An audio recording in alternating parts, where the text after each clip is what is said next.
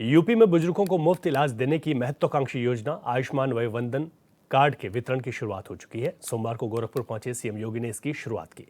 कार्यक्रम का आयोजन रामगढ़ ताल के दिग्विजयनाथ पार्क में किया गया, जहां सीएम ने बुजुर्गों को आयुष्मान वय वंदन कार्ड वितरित किए। बता दें कि ये योजना 70 साल या उससे ज्यादा उम्र के बुजुर्गों को 5 लाख रुपए तक का इलाज फ्री में मुहैया कराए जाने के लिए शुरू की गई है।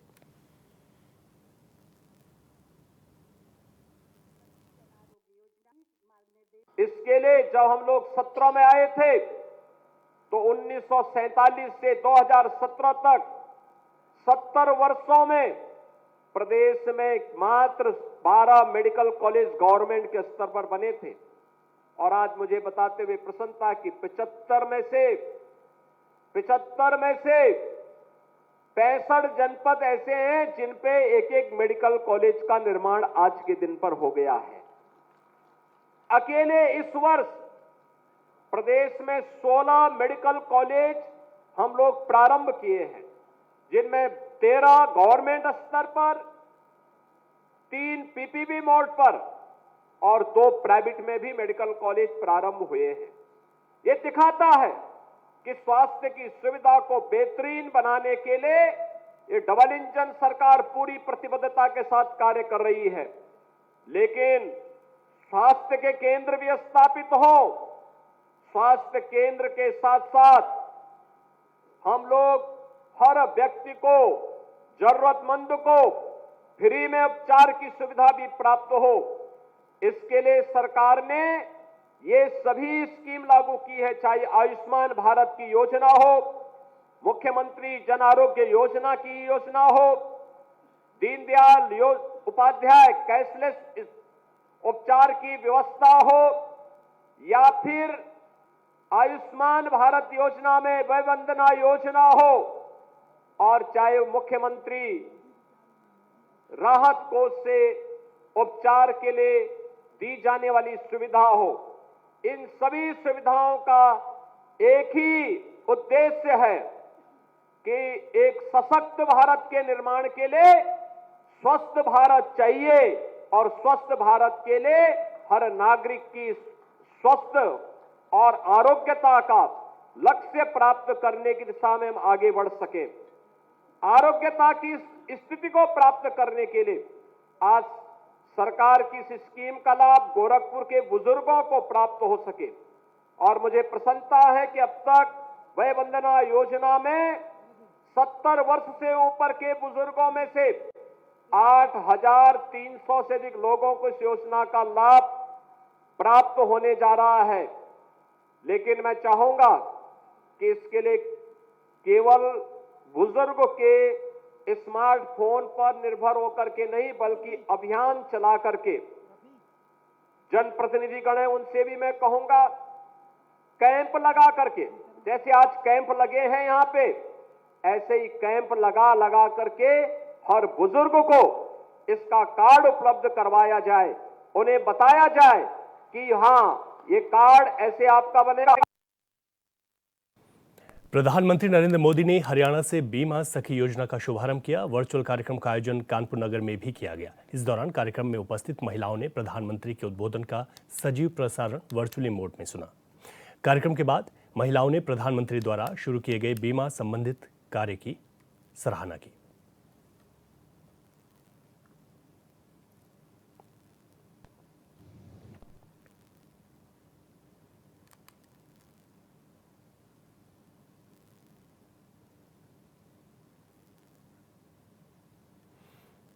संभल में मस्जिद बवाल के बाद पुलिस प्रशासन एक्टिव मोड पर है। बवाल में हुई हिंसा में शामिल संदिग्ध लोगों के घरों पर पुलिस की दबिश जारी है। सपा सांसद के मोहल्ले में भारी पुलिस बल के साथ पुलिस ने दबिश दी है। एसपी और सीओ के नेतृत्व में दबिश जारी है। फिलहाल मस्जिद के पास के इलाकों में सुरक्षा व्यवस्था बढ़ाई गई है।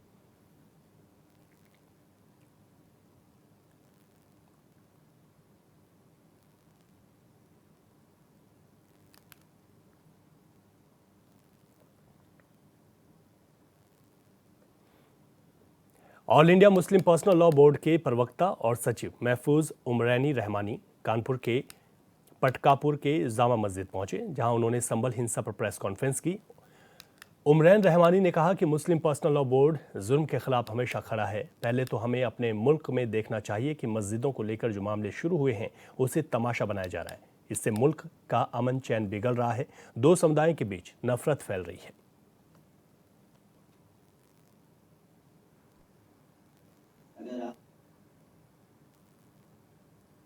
वाली कोशिशों को रोकने की तदबीर भी करता है। अभी 23-24 नवंबर को all India Muslim personal law board का 29वां इजलास आम कर्नाटक की राजधानी बेंगलोर में मुनक़्क़द हुआ। वहाँ पूरे मुल्क से अलग अलग मसालिक और मकातिब फ़िक्र के लोग आए, उलमा भी, दानिश्वर भी, ख़वास भी, और वहाँ पर मुख्तलिफ़ मसाइल पर, मुख्तलिफ़ मामलात पर गौर व फ़िक्र किया गया। कानपुर में राष्ट्रीय दिव्यांग पार्टी ने विधायक सुरेंद्र मैथानी के कार्यालय में कटोरा लेकर जोरदार प्रदर्शन किया। साथ ही मुख्यमंत्री के नाम संबोधित करते हुए ज्ञापन सौंपकर न्याय की गुहार लगाई। इस पर विधायक ने मुख्य सचिव और मुख्यमंत्री से मिलकर न्याय दिलाने का भरोसा दिलाया। राष्ट्रीय दिव्यांग पार्टी के राष्ट्रीय अध्यक्ष वीरेंद्र कुमार ने कहा कि अगर सरकार 19 दिसंबर तक हमारी मांगों को पूरा नहीं करती तो पूरे प्रदेश में दिव्यांग संगठन और दिव्यांगजन कटोरा लेकर न्याय की भीख मांगेंगे। उन्होंने बताया कि लेखपाल पद पर चयन होने के बाद नियुक्ति न मिलने की वजह से गाजीपुर के दिव्यांग अभिषेक ने सदमे में आकर आत्महत्या कर ली, जिसका दोषी यूपी SSSC आयोग है। आयोग के अधिकारियों के खिलाफ मुकदमा दर्ज होना चाहिए।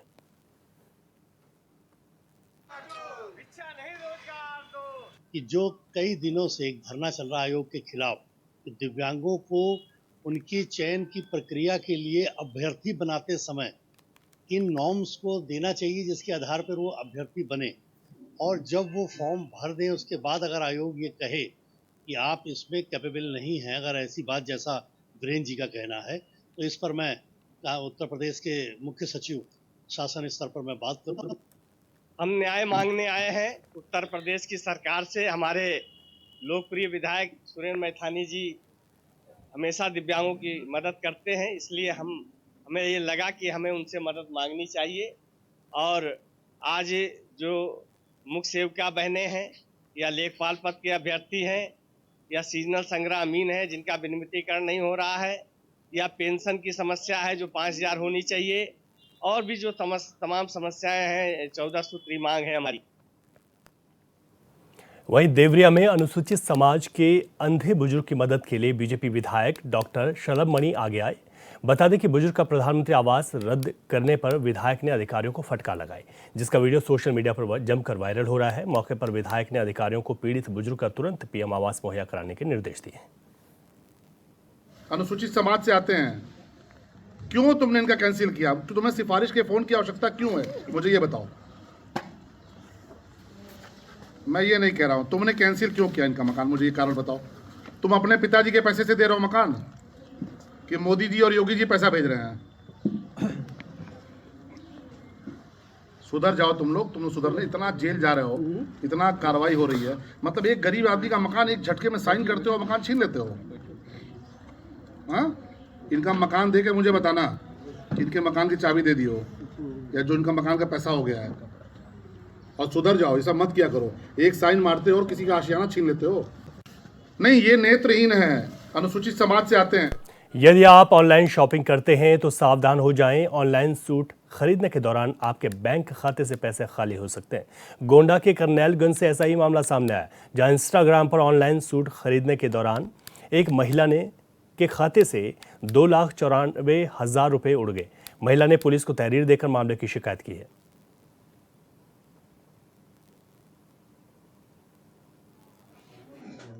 मेरे साथ साइबर फ्रॉड हुआ है। इंस्टाग्राम पे मैंने वीडियो देखा था सूट के लिए, उस पर क्लिक किया, व्हाट्सएप पे नंबर आया, बोला आपको सूट लेना है। हमने कहा हाँ। उसने बोला मैं स्कैनर भेज रहा हूँ, आप इस पर 599 पेमेंट कर दिए, आपका पार्सल रेडी हो जाए ना होगा 1160 रुपये। फिर उसने फ़ोन किया कि आपने गलत पेमेंट किया है। फिर बोला आप राइट पेमेंट करिए 1160 रुपये। मैंने 1160 रुपये किया। फिर थोड़ी देर बाद बोल रहा आप कुल मिलाकर कितना किया? मैंने बोला 2267 रुपये। बोले 2267 करें, एक साथ आपका पेमेंट वापस हो जाएगा। वापस के चक्कर में सारा पैसा उसने ले लिया। कितना पैसा? 2,94,000 रुपये।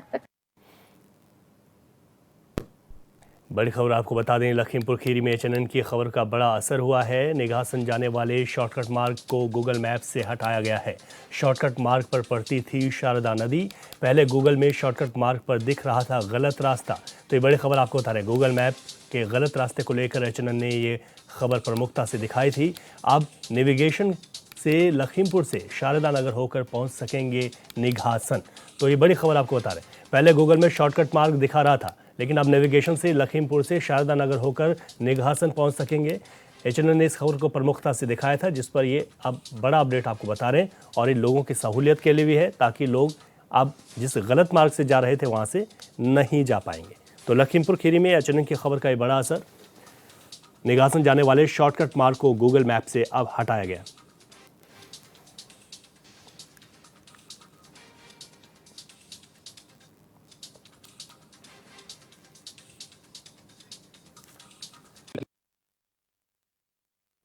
एक बार फिर आपका स्वागत है। सहारनपुर की जनकपुरी थाना पुलिस ने नकली मोहर के जरिए फर्जी दस्तावेज के आधार पर जमानत लेने वाले गिरोह का पर्दाफाश कर दिया है।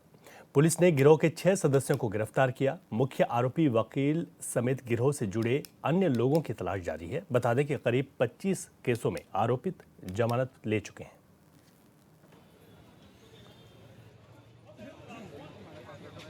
और जिसमें मेरे द्वारा ही जांच की गई थी, फिर मुकदमा ऐसा पंजीकृत हुआ था। इसमें एक मुकदमा था जिसमें कुछ 7 से 8 लोग जमानती पेश किए गए थे कोर्ट में, और वो पेशेवर जमानती थे। और इसमें देखने वाली बात ये थी कि किसी का भी जो जमानत तस्दीक है वो थाने से या तहसील स्तर से नहीं हुआ था। इसमें थाने की मुहर फर्जी इस्तेमाल की गई थी और सीधी इनकी जमानतें कोर्ट से करा ली गई थी। ऐसा ही पूरा जो पेशेवर जमानती का गैंग एक नागल में चल रहा था, जिनको पुलिस ने कल पकड़ के जेल भेज दिया है। बाकी इसमें कुछ वकीलों के नाम और कुछ ऐसे कोर्ट में कर्मचारियों का नाम भी आ रहे हैं जो इसमें इन्वॉल्व बताए जा रहे हैं। उसमें भी अभी हमारी विवेचना चल रही है। जैसे ही उनके विरुद्ध कंक्रीट सबूत मिलते हैं तो उनके विरुद्ध कार्रवाई की जाएगी। फर्रुखाबाद के थाना मऊ दरवाजा क्षेत्र में तेंदुए को पकड़ने के लिए सर्च ऑपरेशन चलाया गया। जिले के सभी आला अधिकारी मौके पर मौजूद हैं। डीएम डॉक्टर बीके सिंह और पुलिस अधीक्षक आलोक प्रियदर्शी ने मोर्चा संभाला हुआ है। डीएम ने आसपास के सभी स्कूलों को तत्काल बंद कर बच्चों को सकुशल घर पहुंचाने के आदेश दिए हैं। डीएम ने बताया कि कानपुर से प्रोटेक्टिव गियर के साथ टीम आ रही है। उधर वन विभाग ने भी तेंदुए को पकड़ने के लिए पिंजरा और जाल लगाया है। दरअसल यहां तेंदुए के हमले में 2 छात्र, 3 वन विभाग कर्मी समेत करीब 1 दर्जन लोग घायल हो गए थे, जिन्हें इलाज के लिए जिला अस्पताल में भर्ती करवाया गया है।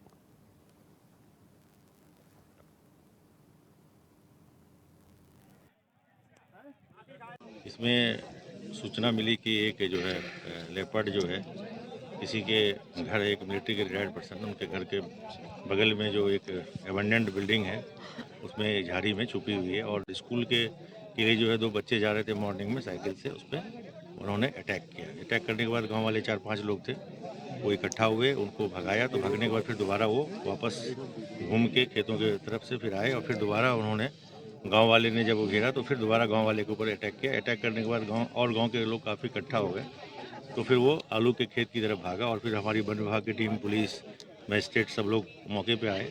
तो वन विभाग की टीम जब सर्च कर रही थी तो उसने तिवारा जो है अटैक किया है, और अटैक करने के बाद 3 वन विभाग के भी हमारे कर्मचारी घायल हो गए।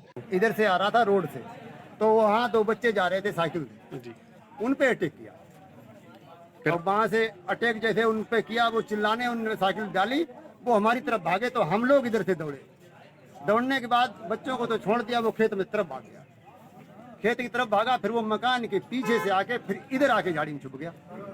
फिर इधर आके, इधर से बच्चे आ रहे थे बघार नाला के पुल से, तो वो उन पे भी झपेट मारी, फिर इधर से दौड़े तो वो झाड़ी में छुप गया। अमरोहा में गन्ना मूल्य घोषित न होने से किसानों में आक्रोश है, जिसके चलते भारतीय किसान यूनियन के मंडल अध्यक्ष डूंगर सिंह के नेतृत्व में किसान सड़क पर उतरे, स्टेट हाईवे जाम कर जमकर नारेबाजी की। हंगामे की सूचना मिलते ही एसडीएम चंद्रकांता मौके पर पहुंची और आश्वासन देकर मामला शांत करवाया।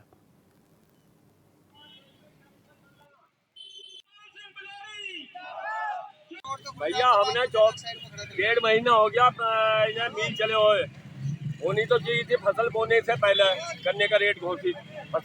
हर फसल का यही है, आज तक गन्ने का रेट घोषित नहीं करा। तो 24 तारीख में ये हमने घोषणा कर दी थी कि 8 तारीख तक घोषित न हुआ तो 9 में हम सड़क और रेल जाम करेंगे। इसलिए आज मजबूरी में आज रोड जाम करनी पड़ी है और इसके बाद रेल टैंक जाम करेंगे।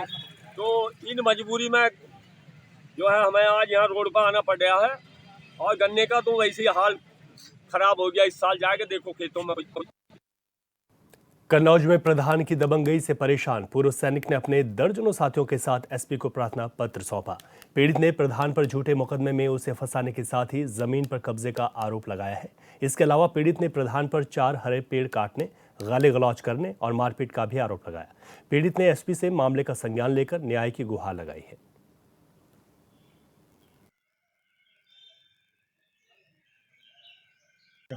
कौन गुंडे ऐसे परेशान कर रहे हैं आप लोगों को? गांव के प्रधान लोग और उसके साथ जो दबंग लोग हैं वो प्रधान कर रहे हैं। कौन प्रधान है, पूरी बात बताइए। ओम प्रताप सिंह चौहान। कहाँ रहते हैं? कुंवर प्रकाशी दिन। किस लिए परेशान कर रहे हैं आप लोगों को? क्या जबरदस्ती यदि खाम हमें वोट नहीं देते, हमें ये नहीं करते और खेतों में सड़कें डाल देती हैं, हमारे प्लाट पर कब्जा करा दिया होता है। और इसके बाद हम फौजी आदमी हैं। हमने 1965 में आर्मी ज्वाइन करी थी और 1993 में हम रिटायरमेंट हुए। हमने 3 लड़ाइयाँ लड़ी देश के लिए, हमने अपना खून पसीना बहाया है। 80 साल की उम्र हमारी हो गई है, तो अब हमको थोड़ा आराम करना चाहिए। मुकदमेबाजी करेंगे हम।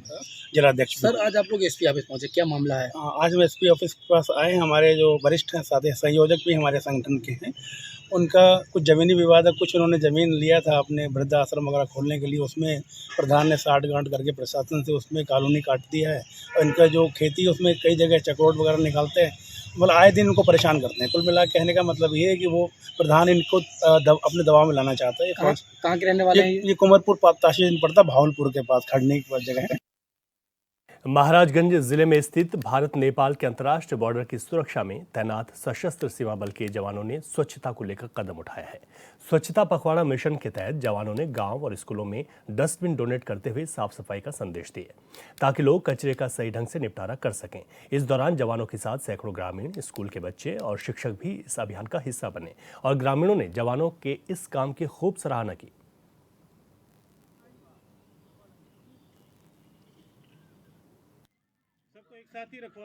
स्वच्छता पखवाड़ा के उपलक्ष्य में हमने जो अपने विब्रेंट विलेज 66वीं वाहिनी में जो अडॉप्ट कर रखे हैं, उन सभी गांवों में अभी सभी गांव की जो प्राइमरी, उच्च प्राइमरी स्कूल है, उसमें हमने डस्टबिन का वितरण भी किया है।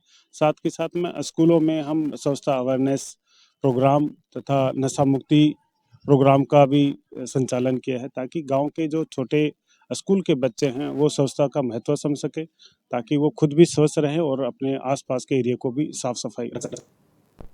लखनऊ की सर्विलांस क्राइम और चिन्हट पुलिस की टीम ने ज्योतिष बनकर लोगों से जालसाजी करने वालों को गिरफ्तार किया है। बता दें कि आरोपी लोगों को बातों में उलझाकर टप्पेबाजी का काम करते थे, साथ ही जेवरात और मोबाइल चोरी करके फरार हो जाया करते थे। पुलिस ने आरोपियों के पास से लूटे हुए पैसे, जेवरात और मोबाइल फोन को भी बरामद किया है।